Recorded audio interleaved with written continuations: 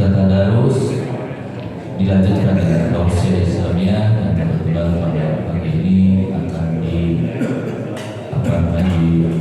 disampaikan oleh Ustaz Haji Muhammad Al-Adhan. Oleh itu, mari kita siapkan hati dan iman kita untuk menyimak tausiah beliau. Kepada Ustaz, silakan.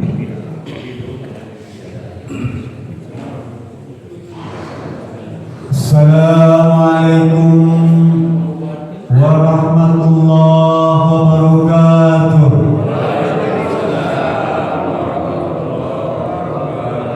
Alhamdulillahirabbil alamin.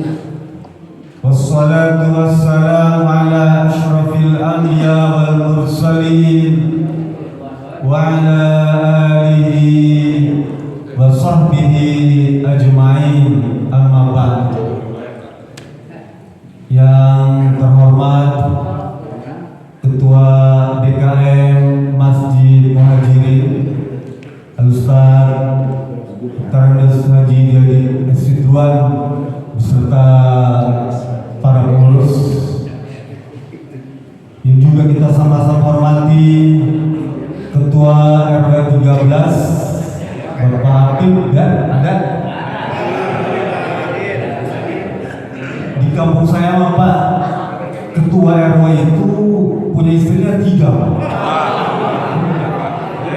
Apa standar gitu ya? Lurah, RW, kubu itu di sana 3 istrinya.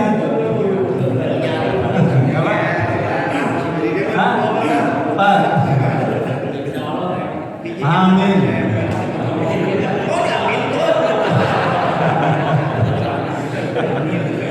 Makanya waktu Ramadan kemarin, Pak, ini di kampung saya itu 10 hari pertama Pak RW itu istri nomor 1. 10 hari kedua istri nomor 6. 10 hari ketiga istri yang terakhir itu. Kemarin memang dibilang, waduh saya apa rugi besar, kenapa? Istri pertama kan udah kurang begitu menarik gitu ya. Ke istri nomor 6 ya, 10 hari kedua tuh kena COVID. Begitu yang ketiga terakhir itu datang bulan. Aduh nih, kor. Masuk rumah sakit, Pak, dirawat beberapa hari itu. Kenapa sih, Bang? Oh, gitu bilang ini, Bang, kelamin sambil potong, dia bilang.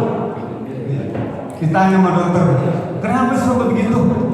Dok, ini gara-gara saya pakai kondom yang rasa rendang. Jadi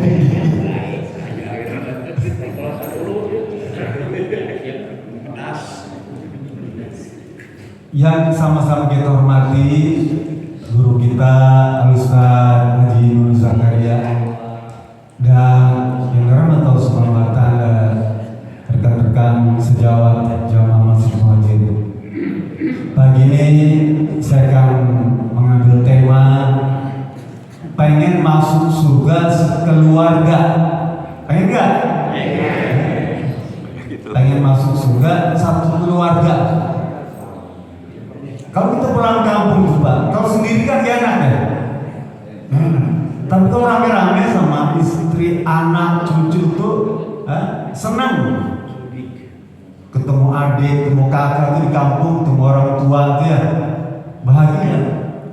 Lah kalau pulang kampung aja tuh, Pak, ya, yang biasa-biasa dia membawa kebahagiaan yang besar bagi kita. Sekarang pulang ke surga, satu keluarga, wah luar biasa. Bukan kata saya, kata Rasulullah SAW. Enak dibilang, senang. Bahkan Allah mengisyaratkan agar kita tuh pulang ke surga itu satu keluarga bareng-bareng. Nanti di surat At-Tur, ya, Bapak nanti baca di rumah. Surat At-Tur ayat 21. Allah berfirman, "Walladzina amanu wattaba'u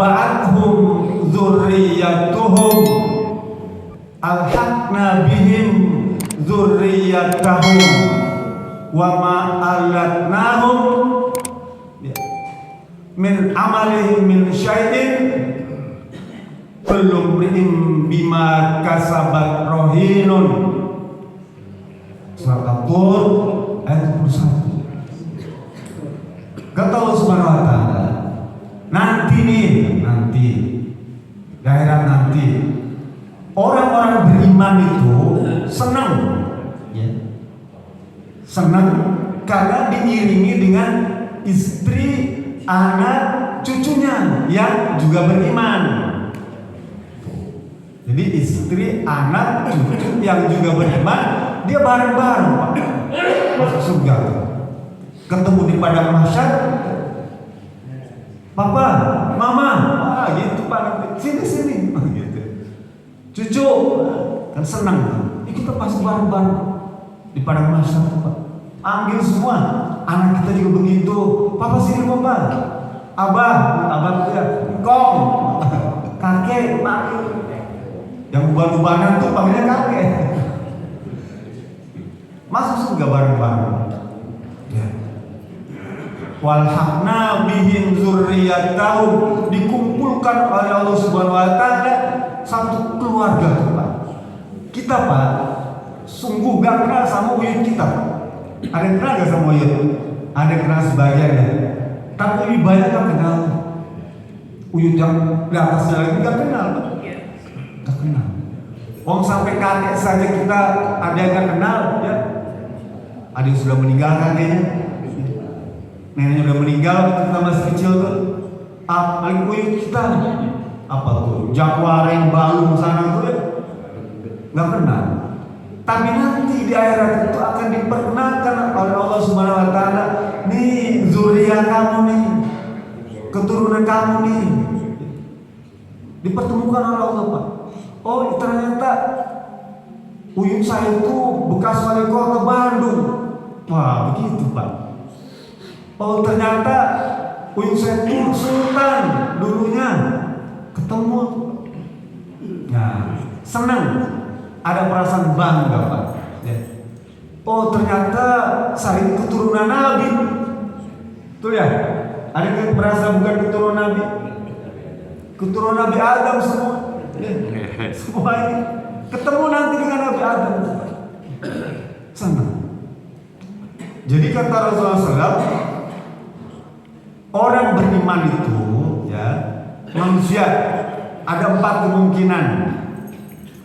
Ketika di dunia dia bersama, di akhirat bersama juga. Satu tuh ya. Yang kedua, di dunia tidak bersama, tapi di akhirat akan bersama, bareng-bareng. Di dunia, yang ketiga bersama, di akhirat tidak bersama. Di dunia bersama, di akhirat jadi musuhan. Panjang pembahasan. Sambil satu aja. Yang di dunia bareng-bareng, di akhirat juga bareng-bareng. Dengan istri kita tuh senang Pak. Jangan bayangkan istri kita tuh hari ini yang sudah dalam tuaran tapi itu jangan Pak. Nanti di surga itu istri kita tuh jadi bidadari. Ya. Wah, umurnya 30 tahunan Pak, salah sinasana. Sering apa? Beger-begernya tuh, kita tuh umur 33 tahun. Iya. Ada yang beger gak sini? Hah? Baru lagi.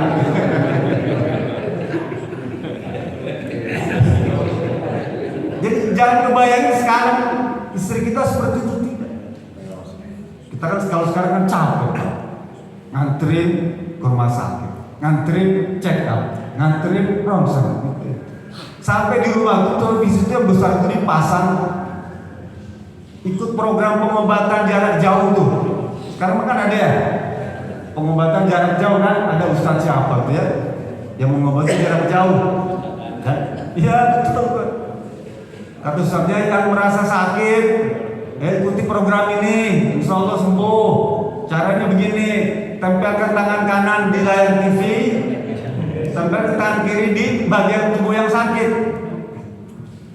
Lah istrinya ini langsung lihat program itu, senang dia kan, langsung yang tempelin tangannya tuh di layar TV, tangan kanannya, tangan kiri pegang pinggang, ya. mungkin sakit pinggang gitu kan ya. Kan banyak sama ustadznya itu kan, lakinya nih ikut-ikutan merasa ada program itu dipegang juga nih. Dia pegang tuh layar TV tangan kanannya, tangan kirinya pegang selangkangan dia. Kata istrinya bilang, Papa ini gak ngerti ya, apa maksud ustadz ini, maksud program ini. Maksud program ini adalah untuk menghilangkan rasa sakit, bukan menghidupkan yang sudah mati.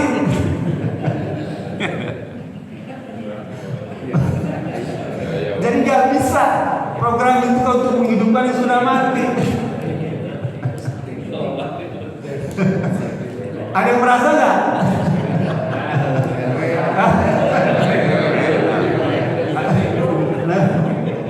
Yang sudah mati. Rata-rata udah umur 60-70 kan begitu Pak ya. Normal aja, standar gitu. Digosok-gosok, disentil-sentil juga berat. Mesti pakai perjuangan hidup. Dikepret nggak boleh. Lah nanti di akhir mah nggak begitu ya. Langsung jag semua sahabat. Lah ketika ditanya oleh sahabatnya Rasulullah, kira-kira siapa saja mereka yang bisa berangkat bareng-bareng? Rasul bilang, orang-orang yang beriman. Yang beriman, insya Allah itu pasti dia akan berjumpa dengan keturunannya, keluarganya yang juga beriman. Saya sudah beriman, merasa beriman, tapi cuma di mulut doang. Saya beriman kok. Saya beriman dan bertakwa. Waktu disematkannya, saya berjanji untuk beriman dan bertakwa.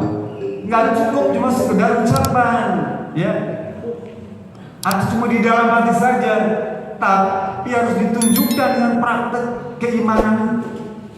Apa diantaranya? Melaksanakan ketaatan kepada Allah Subhanahu Wa Taala dan Rasulnya. Apa itu ketaatan? Melaksanakan perintah dan menjauhi larangan. Banyak rincian perintah itu ya. Yang gampang saja lah. Perbanyak baca Quran. Alhamdulillah kita pagi-pagi ya, langsung belajar Quran. Kalau bapak ibu semua rajin baca Quran, insya Allah. Ya. Kata Rasulullah, Al-Quranu syafi'un musyaffa'un wa mahilun musaddaqun wa man ja'alahu imamahu qadahu ilal jannah wa man ja'alahu khalfahu saqahu ilan nar. Ibnu Mas'ud habis kata beliau, dia harus bilang Al-Quran itu dia akan menjadi syafaat bagi kita. Apa syafaat itu? Penolong ya. Dan dia pertolongan itu sungguh-sungguh Quran itu Pak. Lalu dia kan berupa kertas saja ucapan bahwa iya, tapi dia akan menjadi syafaat bagi kita. Di mana? Dalam kubur yang paling dekat ya. Di akhirat juga begitu. Dia akan menolong kita. Dia datang dalam bentuk yang rupawan Al-Quran. Al-Quran. Syafi'un musyafa'un wa mahilun musaddaqun, dan dia akan bimbing kita. Coba Al-Quran nuntun kita. Apa berupa kitab itu kayak film kartun gitu? Kitab jalan enggak, dia berbentuk seperti manusia. Nuntun kita Pak.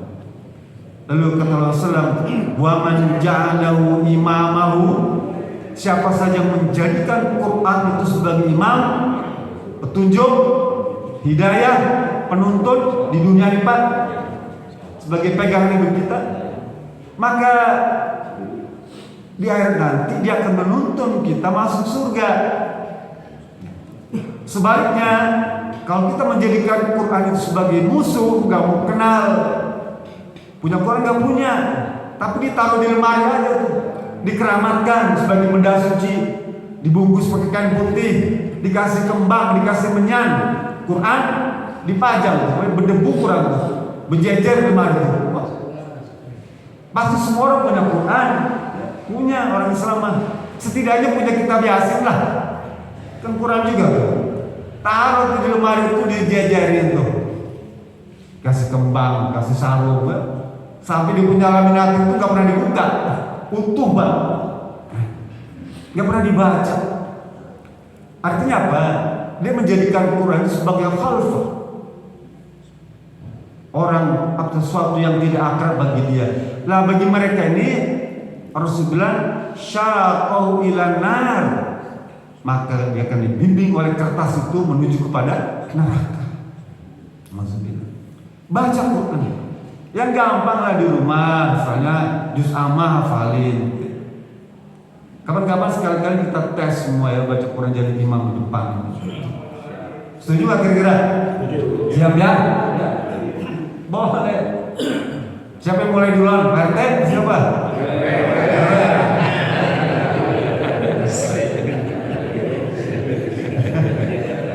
Sekali-kali boleh jadi imam. Dulu kampung saya begitu Pak. Pak RW jadi imam. Wah, saya kena urusan begini mah. Begitu baca Fatihah, dibaca surat Al-Kafirun. Kebayang muter kan? Iya. Qul ya ayyuhal kafirun la a'budu ma ta'budun wa la antum 'abiduna ma a'bud wa la ana 'abidum ma battum wa la antum 'abiduna ma a'bud. Muter bolak-balik nggak selesai. Ya. Pak Makmum juga bingung juga, ini nggak apa kayaknya. Terus ya wala ana bidum ma batum wala antum ma biduna ma abud. Kata makmum belakang itu lakum dinukum, ya lakum dinukum waladhdallin. Amin. Makmum kedua kali amin ini. Karena nggak dilatih, tapi kalau dilatih bisa insyaallah Pak ya. Saya teruskan. Kalau keluarga itu sudah bisa masuk diantarkan menuju surga oleh Al-Quran tadi, kata Allah Subhanahu Wa Taala, nanti baca surat Az-Zumar, surat Az-Zumar ayat 73. Ya, bunyi begini: wasiqal ladzina taqaw rabbahum ila jannati zumaro. Az-Zumar itu artinya rombongan.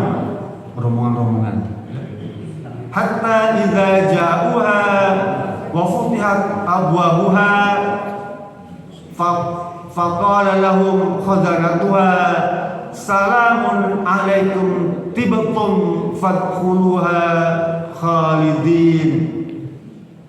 Wasiqal ladzina taqaw rabbahum, orang-orang yang bertakwa kepada Allah Subhanahu Wa Taala diimbing, dianterin secara rombongan. Oh, itu mananya rombongan Pak? Kalau tadi kita sudah untuk keluarga sudah baik itu, Allah naikkan lagi untuk rombongan jamaah masjid muhajirin, rombongan mengaji subuh mengajirin, itu dibarengin Pak oleh Allah Subhanahu Wa Taala. Ersat satu RW dibarengin itu Pak. Siapa yang menuntun itu? Allah. Oleh siapa? Al-Quran. Dituntun. Sampai kemudian kata Allah Subhanahu Wa Taala, hatta idza ja'uha, begitu sampai pintu surga tuh Pak, pintu surga masih tutup Pak. Ini rombongan dari RW 13 pakai bendera Pak. Bendera partai RW 13. Wah, berdiri pintu surga. Ya. Kemudian wafutiat abwabuha, Rasul yang membukakan pintu, karena kita nggak boleh masuk Pak sebelum Rasulullah SAW membukakan pintu. Ya. Lalu Rasul ketuk pintu, tok tok tok tok, kata penjaga surga itu, ya khazanah itu, al khazanah, siapa ini? Ini Muhammad Sallallahu, kata Rasulullah. Oh ya, saya sudah dipesan sama Allah, disuruh kalau yang masuk itu Nabi Muhammad disuruh buka. Selain itu nggak bisa Pak. Semua Nabi Adam nggak bisa, kecuali Nabi Muhammad SAW yang pertama kali memasuki pintu surga. Setelah Rasul masuk, maka keluarga tadi, ya, zuriyah satu keturunan itu masuk dia. Diikuti rombongan jamaah muhajirin, diikuti rombongan RW 13 masuk. Senang Pak kalau kita kumpul semua. Pak, Bu, ya. Kalau kita pergi kondangan dia, kita nggak kenal curang cilem Pak. Saya Ustaz, mereka nggak tahu saya Ustaz. Saya kepala dinas, mereka nggak tahu saya kepala dinas. Coba aja Bapak pergi kemana ke kumpulan itu yang kita nggak kenal, mereka nggak tahu siapa-siapa kita. Kepala dinas, Ustaz, RT nggak kenal tuh. Di sini kita dihormatin, di sana nggak ada. Ya, pernah merasakan nggak? Pernah merasakan seperti itu? Rasanya kok asing. Nggak ada teman culang-culang gitu ya. Nggak ada yang menghormati, nggak ada yang ngasih salam dan ucapkan selamat pagi. Kalau di kantor kan kita datang di kantor itu selamat pagi bos, hormati gitu, tasnya dibawain. Kadang-kadang sekretarisnya bilang sudah pagi bos, telat pulang. Telat pulang. Ada gitu? Ada yang pernah nggak? Ada yang pantau.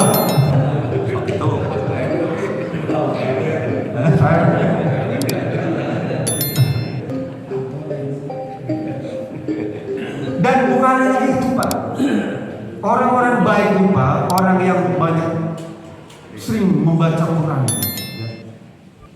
Allah Subhanahu Wa Taala di dalam surat An-Nisa 93 Allah berfirman, wa may yuti'illaha wa rasulah faulaika ma'al ladzina an'ama Allahu 'alaihim minan nabiyyin was-siddiqin wasyuhada was-sholihin wa hasuna ulaika rafiqa.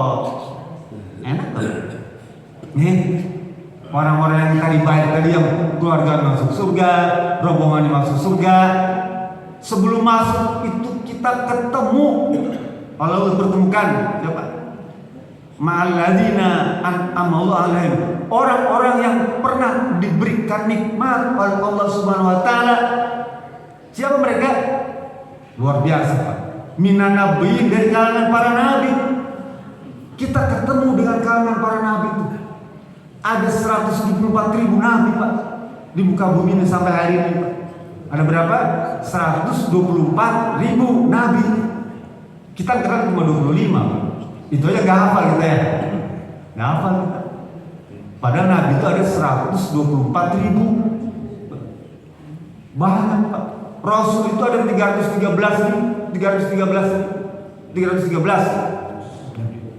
Banyak Rasul itu. Nah, di akhir nanti kita ketemu dengan mereka dari kalangan para nabiyin, para siddiqin, orang-orang jujur, ya. Seperti Abu Bakar Siddiq itu orang-orang jujur, orang baik, orang-orang saleh, ya. Minan nabiyyin wasyuhada, dan orang-orang yang para pejuang-pejuang tuh. Nanti kita ketemu dengan Pangeran Diponegoro, ya, ketemu tuh. Pangeran Antasari, ketemu semua dengan mereka semua. Para pahlawan, para pejuang, Panglima Sudirman, ketemu para syuhada, wassalihin, dan orang-orang salih yang mungkin kita nggak kenal, tapi Allah perkenalkan. Senang Pak, ini rombongan apa? Rombongan orang-orang hebat, orang-orang beriman yang dimasukkan dalam surga. Kita suka. Lah, tugas kita bagaimana agar juga bisa mencapai seperti itu. Allah berfirman surat Al-Hujurat itu, ya ayyuhalladzina amanu qu anfusakum wa ahlikum naro. Wahai orang-orang beriman, ajak tuh, ya, jaga dirimu dan keluargamu itu dari siksa neraka. Ya. Kita suruh ajak, istri kita diajarin, anak kita diajarin. Susahnya tengah mati saat baca Quran ini. Ya, memang susah, tapi kita harus ajarkan. Adidu auladakum bi tilawatil Quran. Ajarkan anak itu dengan baca Quran. Ajarkan. Lah, anak didik kita di sini Pak yang TPA, TK ya, kita panggil, tanya, kamu di rumah diajarin baca Quran? Diajarin sama papa, mama. Oh. Kalau baca doa diajarin. Ya. Kalau doa makan gimana? Dijawab tuh. Allahumma barik lana fima razaqtana wa qina azabannar. Kok bisa? Iya, Ustaz, soalnya di meja makan ditulis. Doa itu ditulis. Kalau udah masuk WC dijawab tuh, Allahumma inni a'udzubika minal khubuthi wal khaba'is. Itu bisa. Siapa yang ngajarin? Enggak usah ditulis di kamar mandi tuh, di pintu masuk itu ditulis. Sekali bagus juga ya, gitu ya, ditulis. Kalau doa mau tidur apa? Dijawab, Allahumma jannibna syaitan wa syaitani ma razaqtana. Ada yang hafal enggak? Kaget saya juga tuh, kok begitu? Dari mana tahu? Ditulis sama mama di tempat tidur. Papa setiap malam baca tuh kan. Bapaknya setiap malam baca itu, anaknya ikut-ikutan. Jadi sejak kecil memang harus ditanamkan, Pak. Ya, sehingga pesan Allah Subhanahu wa taala itu bu anfusakum wa ahlikum nar. Ya. Jaga keluargamu ya, dari siksa neraka dengan mengajarkan istri kita ajarin ya, kita mah bareng-bareng kita sholat berjamaah itu. Kalau anak kita sudah gede jadikan imam, imam. Baca surat yang gampang-gampang aja, jangan yang aneh-aneh. Jika perlu ulang terus, nggak apa, ya. Hafalnya, jangan cari yang lain, dia akan menghafal.